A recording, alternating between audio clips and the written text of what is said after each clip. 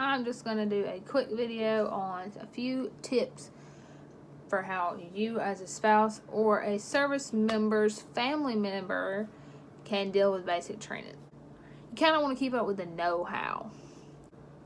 My first tip to you is to wait to book flights and rooms and stuff like that until you get an actual graduation date. Like, you will get that from him, like a form. So you want to do that. You want to wait. He will send you it in the mail around week 3. That will be the entire graduation schedule. Let's see. Once you get the address, which he will call you with, he or she. I'm sorry, I'm referring to he because I'm talking about my service member. Once you get their address, you want to see about following. I followed an AFWM group on Facebook. That is Air Force Wing Mom group. I'm a spouse. I still got help from that group. It doesn't matter. It's for family members to join so that they know what's going on with their service members group in particular. What week they're on, what they'll be doing that week, different stuff like that. It's really neat and interesting, and I was able to keep up with and do a lot when Matt was in basic training because I followed that group.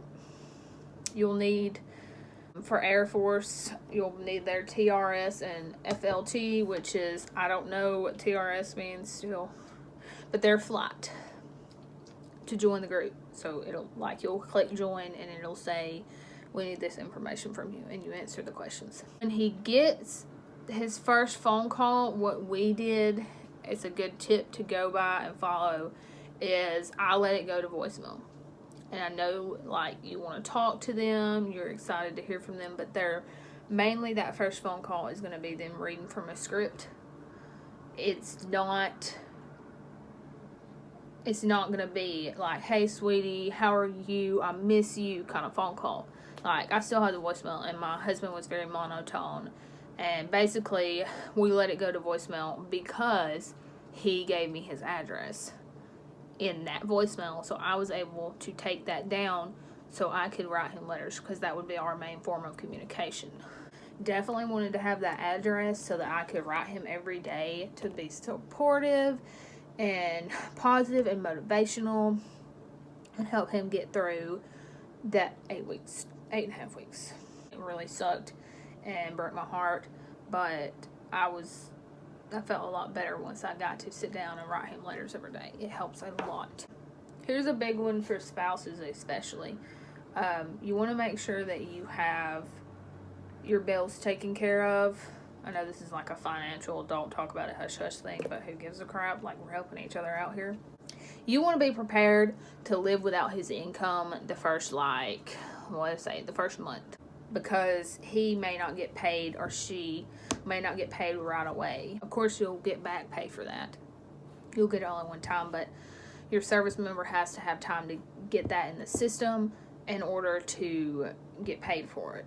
You don't get paid right away. It doesn't work like that. Like, obviously, get your rent paid up, get your car payment, your phone bills, all that taken care of, or at least have money put back for it when he leaves or she leaves. I will say that it really sucks, but you will not probably hear from your service member the first 2 weeks they're in training. Be aware of that. It sucked for me. I was sending letters, I wasn't getting anything back, wasn't receiving phone calls, and then I was finally able to hear from him on week 3. I actually had a surgery at the beginning of week 3, and they let him call and check on me for like 2 minutes just to make sure everything went well and that. But then he actually got to have his phone call with the rest of them at the end of the week. Just brace yourselves. It sucks. Those first 2 weeks are like awful, but like once you get through those, you can like look forward to hearing from your service member, your husband, whoever, after that first 2 weeks. Like, you'll get to hear from him or her every week. I will just throw this out there. It's easy to get negative. I'll keep playing with my hair. I hate when it's down. I play with it. It's easy to get really negative in the situation, and that's understandable, but try to make sure to stay positive when you're talking to your service member That kind of goes without being said, but stay positive. Make sure you don't write when you're upset, that kind of stuff, because you want to make sure that they have all of the love and support that they need. I have an address template.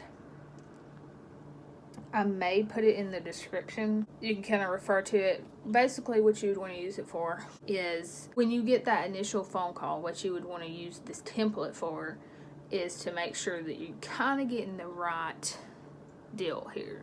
It starts with AB and your service member's name, and then it has some numbers, and then it has TRS slash FLT and some numbers, and then it has their dorm number next, and then it'll have their address, like they'll call out their address of whatever street they're on, and it just depends on that because there's 2 different sets of dorms for basic training. And it's, of course, if airmen, they are in Lackland, Air Force Base, Texas, and it may have like Joint Base or something in front of it, whichever version works. This is the version I used, and it has the zip code. I kind of got the TRS and the FLT kind of like it was mumbly, I guess, in a way. So the template helped me kind of make sure that I had the right letters that I didn't know. Something that you can do as a military spouse, this is for military spouses only, before you go to basic training, graduation, it will be a lot easier for you to get on and off base if you have your spouse ID. It's a dependent card with your face on it and your information and your sponsor's information on it. Your husband is your sponsor. A few tips on that to go ahead and get you started. I'm just going to go ahead and put this in this video, not making another one on this, is you want to call ahead to your local base. It can be actually any military base will do your spouse ID. So any military base closest to you, and you'll want to schedule an appointment. My base that I called sent me to a recording, and it told me that I could go to this website and make an appointment.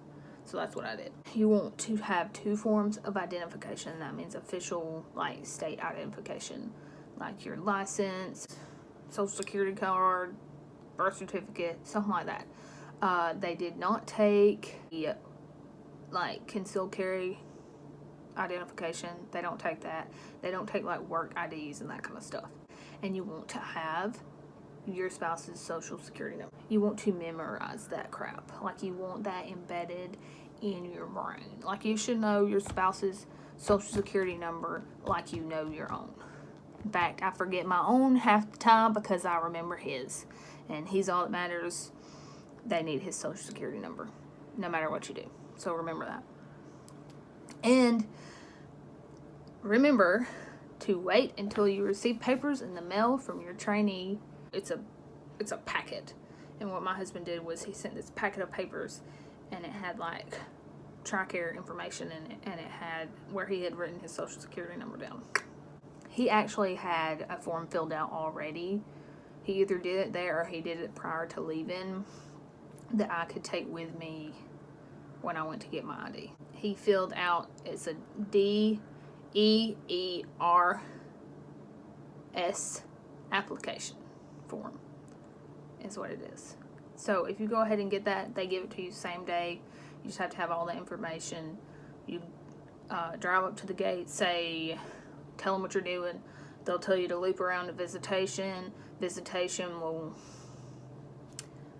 I don't know, they ask you questions, they take your picture, they give you a little slip of paper so that you can be a visitor for the day, and then you get your ID that day. You never have to worry about that again. Well, you do. When he changes ranks, you'll have to go back in and do that. Yeah. That's basically it. And then you'll be ready to see your significant other on basic training graduation day. Keynote, you will get to see, you'll get an extra day if your service member graduates around the holidays. Don't worry about holidays. They got you. Thanks for watching. I hope this information has helped you guys. If you have any questions, reach out to me. See you later.